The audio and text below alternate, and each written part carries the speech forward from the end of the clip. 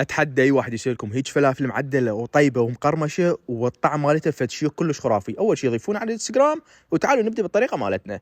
نحتاج الى حمص مجروش، هذا اللي يوزعونه بالوجبه او الحصه نقول عليها. نثرمه كل زين تمام عيني، نثرمه ثرمتين، وبعدها راح نضيف له ثوم باودر ونضيف له ثوم يعني اصحاح. اوكي، هنا بهارات نضيف كمون، 7 بهار، بابريكا، ماجي، وقبل ما نقلي ب10 دقائق نضيف له بيكنج باودر او بيكربونات الصوديوم، ماكو مشكله.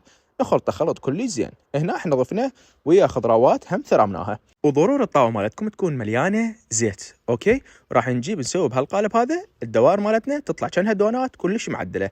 واهم شيء بهالترتيب هذا نبقى نقلب بيها يمنى يسرى على مود تقرمش وتاخذ لون كلش حلو.